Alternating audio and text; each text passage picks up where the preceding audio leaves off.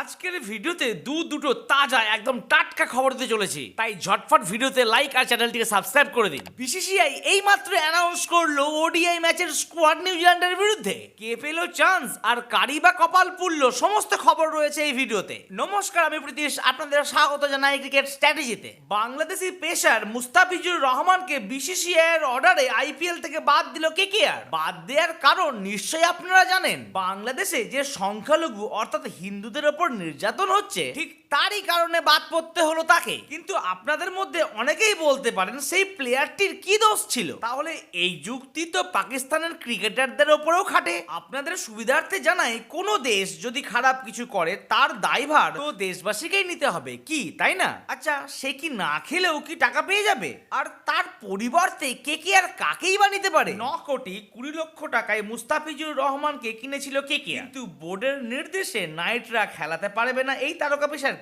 কিন্তু আইপিএল এর নিয়ম অনুযায়ী তাকে অবশ্যই টাকা দেওয়া উচিত। বাট তার ক্ষেত্রে যে সিনারিওটি হয়েছে একদমই আলাদা, তাই সে 1 টাকাও পাবে না। তার পরিবর্তে কেকেআর নিতে পারে জেসন ব্যারনড্রপ এবং ফজল ফারুকির মধ্যে একজনকে। নিউজিল্যান্ডের বিরুদ্ধে ইন্ডিয়ান যে স্কোয়াড ঘোষণা করেছে ওডিআই এর জন্য, তাতে চমকে দেওয়ার মতো ঘটনা ঘটেছে মোহাম্মদ সিরাজ। তিনি চান্স পেয়েছেন, কিন্তু দুঃখ পাচ্ছে মোহাম্মদ সামির জন্য। চারিদিকে এত আলোচনার পরেও ঋষভ পান্তি ওডিআই এর সেকেন্ড উইকেট কিপার হিসেবে চান্স পেয়েছে। তবে হ্যাঁ, জয়সওয়াল থাকলেও ঋতুরাজ গায়কোয়াড় চান্স পায়নি এই ওয়ানডে স্কোয়াডে। তবে একটি চান্স রয়েছে, সেটি হচ্ছে শ্রেয়াস আইয়ার খেলা শুরু হওয়া পর্যন্ত সে যদি ফিট না থাকে, আশা করছি তার পরিবর্তেই সে ঢুকতে পারে দলে। আকসার প্যাটেল নয়, এখনো পর্যন্ত ভারতীয় বোর্ড ভরসা রাখছে জাদেজার উপরেই। চলুন একবার স্কোয়াডটি দেখে নিন। ব্যাটার হিসাবে Shubman Gill, captain Rohit Sharma, Virat Kohli, Shreyas Iyer vice captain আর Yashasvi Jaiswal. Wicket keeper KL Rahul আর ঋষভ পান্ত। অলরাউন্ডারের মধ্যে ওয়াশিংটন সুন্দর,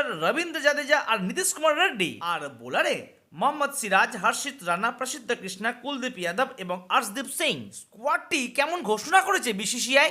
আর তার সাথে এও জানাবেন যে মুস্তাফিজুর রহমানের সঙ্গে কি আদৌ ঠিক কাজ করলো ভারত?